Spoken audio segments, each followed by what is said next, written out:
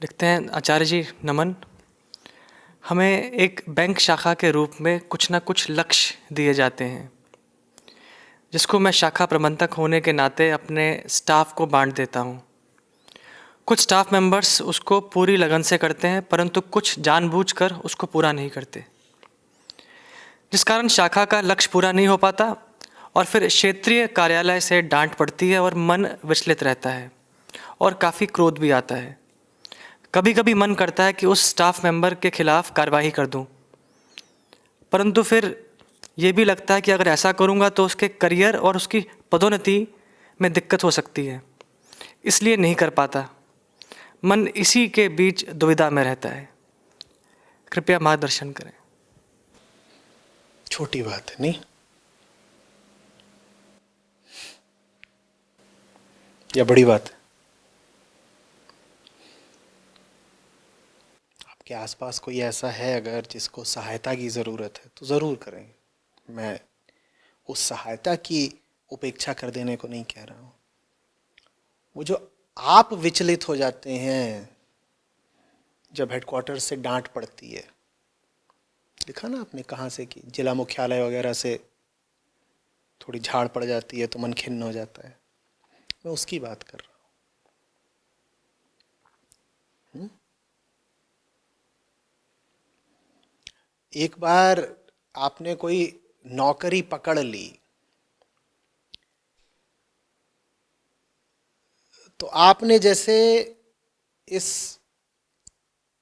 करार पर दस्तखत कर दिए कि कोई आपको डांटेगा और कोई होगा जिसे आप डांटोगे।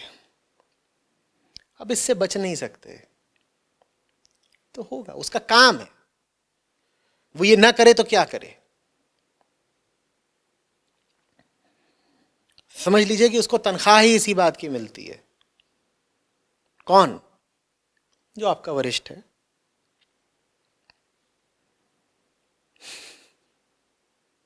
तो पहली बात तो ये कि आपको अपने उच्चाधिकारियों से डांट वगैरह पड़ गई, ये सब हो गया, अरे छोड़ो, क्या उसको भी तो दर्शाना है ना कि उसे किस बात की तनख्वाह मिल रही है। कुछ तो करेगा, दो चार इधर मेमो भेजेगा, किसी को इधर डांट लगाएगा, बीच बीच में किसी की थोड़ी बहुत तारीफ भी कर देगा, ठीक है। दूसरे मुद्दे पर आते हैं कि आपके आसपास के लोग हैं जो काम नहीं करते, जिसकी वजह से आपको डांट पड़ जाती है।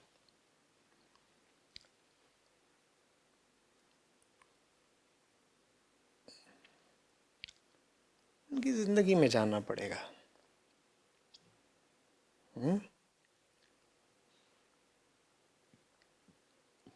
सिर्फ ये सोच करके आप हस्तक्षेप करेंगे कि उनकी वजह से आपको डांट पड़ रही है, तो आप फिर सिर्फ अपने बारे में सोच रहे हैं।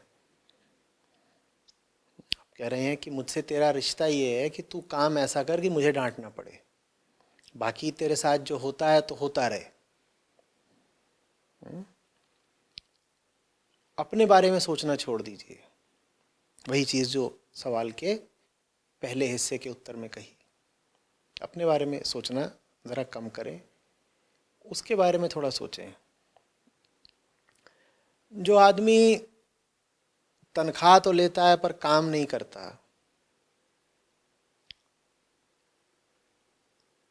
आनंदित तो नहीं हो सकता।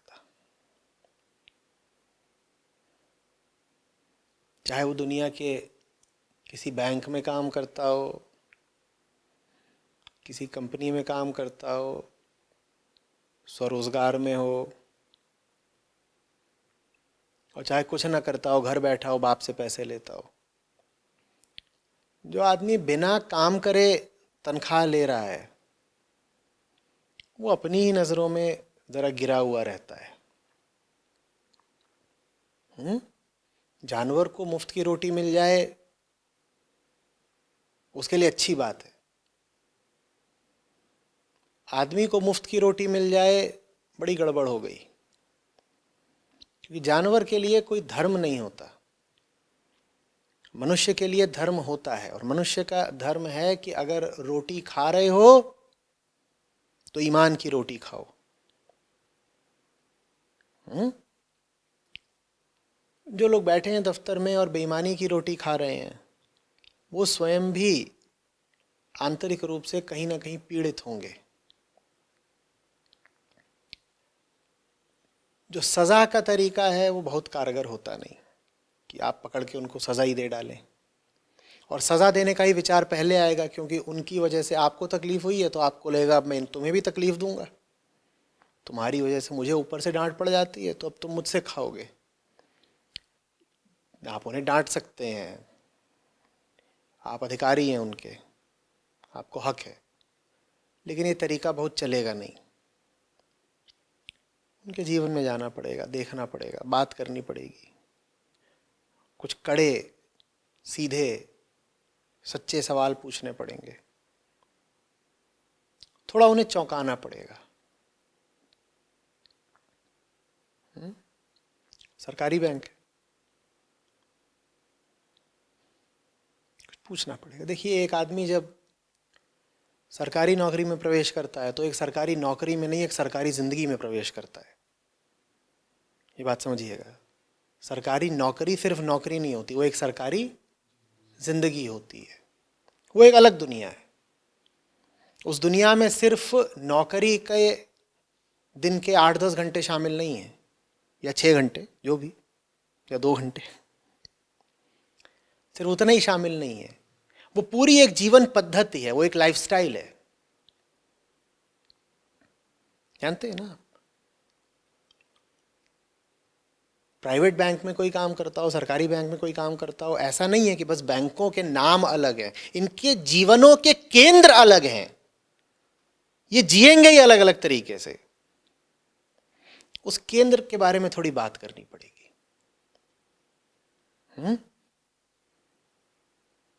और जब वो केंद्र के बारे में बातचीत हो तो आप बहुत खुल करके व्यर्थ ही ये सब ना कहें कि देखो मैं ये बातचीत इसलिए कर रहा हूं क्योंकि तुम्हारी इस महीने की उत्पादकता ठीक नहीं थी। ये ना कहें कि मैं तुम्हारी मंथली परफॉर्मेंस पर चर्चा करना चाहता हूं। वो बहुत ज़्यादा संकुचित बातचीत हो जाती है, और आप जिससे बात करेंगे वो पहले ही अपने कवच कुंडल डाल के आएगा, अपनी रक्षा के लिए कहेगा ये मुझ पर इल्ज़ाम लगाने जा रहे हैं कि मैं नकारा हूँ, मैं पहले से ही अपनी रक्षा के लिए कुछ सामग्री, कुछ तर्क, कुछ प्रमाण इत्यादि लेके आऊँ, कुछ बहाना वो पहले ही लेके आ जाएगा। खुली बातचीत करें, सीधे पूछें, बेटा मोहनलाल खुश हो ऐसे? पूरे महीने जो तुमने किया हो तुम भी जानते हो, मैं भी जानता हूँ। तुम्हारे अफसर की तरह बात नहीं कर रहा हूँ, इंसान की तरह बात कर रहा हूँ।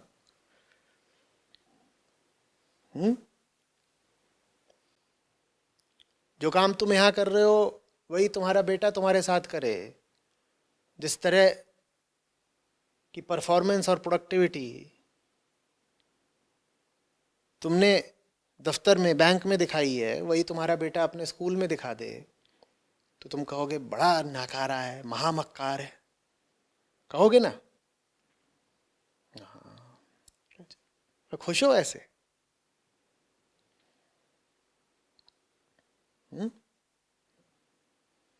फिर थोड़ा भाभी जी की बात करो, क्योंकि जब मैंने कहा कि सरकारी नौकरी एक जीवन पद्धति होती है तो उसमें सरकारी बीवी भी शामिल होती है। 2 तरह की बीवियां होती हैं, प्राइवेट बीवियां और सरकारी बीवियां, और भी 1-2 तरह की होती हैं, अलग होती हैं बिल्कुल।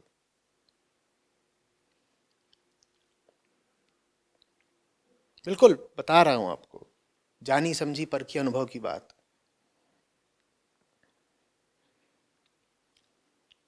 आप अपना परिचय इस तरह से दें कि आप IIT-IIM से हैं तो एक तरह की लड़कियों के रिश्ते आते हैं, और आप अपना परिचय ये बता के दें कि आप सिविल सर्विसेज से हैं, फलाने ईयर के UPSC कैडर से हैं, तो बिल्कुल दूसरी तरह की लड़कियों के रिश्ते आते हैं।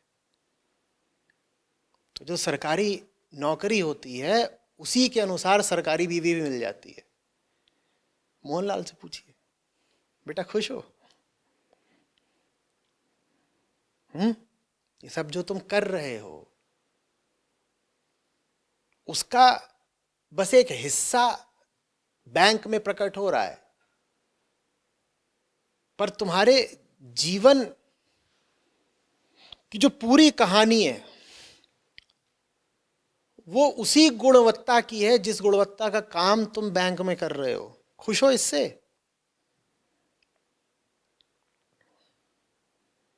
यहां दफ्तर में भी नाकारा हो तुम, वहां घर में भी नाकारा हो तुम, खुश हो?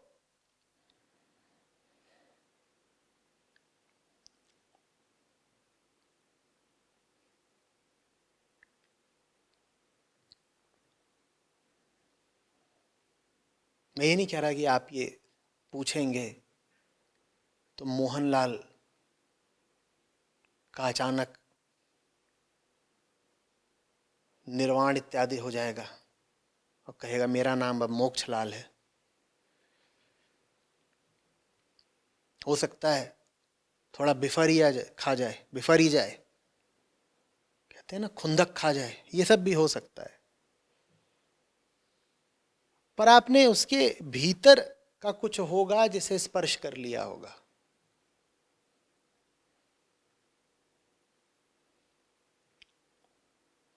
आपने उसे एक ऐसी जगह पर छू लिया होगा जहां उसकी पीड़ा का केंद्र है। वो जो केंद्र है वो दवा मांग रहा है, वो समाधान मांग रहा है।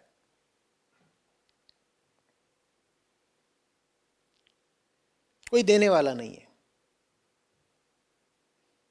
बिल्कुल नाटकीय तरीके से कहूं तो एक पीड़ित व्यक्ति की चीत्कार है जो दफ्तर में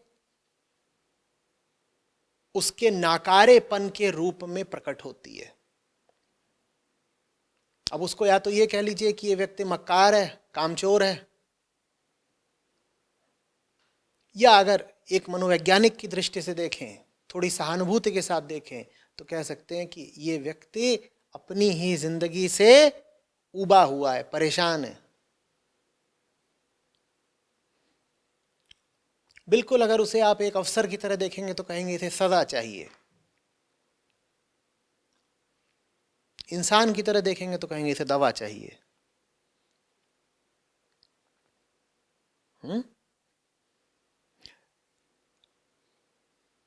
दवा के हिस्से के रूप में थोड़ी बहुत सजा आप दे दें तो चलेगा।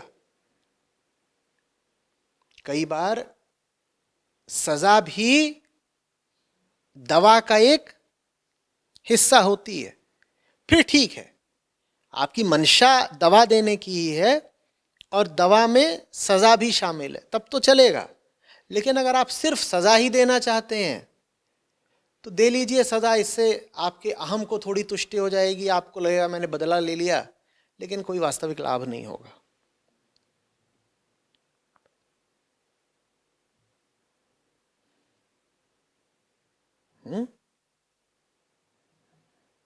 और जहाँ तक अपनी परेशानी की बात है, सबसे पहले अपनी परेशानी को किराने रख दीजिए। ये कोई बहुत परेशानी की बात नहीं है कि किसी ने आपको फ़ोन पर फटकार लगा दी या कुछ कर दिया। ये सब कोई और किस लिए नौकरी करी थी, क्या सोच के आए थे? सरदार खुश होगा, शाबाशी देगा। ये जो इतनी मोटी तनख्वाह लेते हो बैंक में काम करके, ये शाबाशी पाने के लिए मिलती है? भूल जाओ।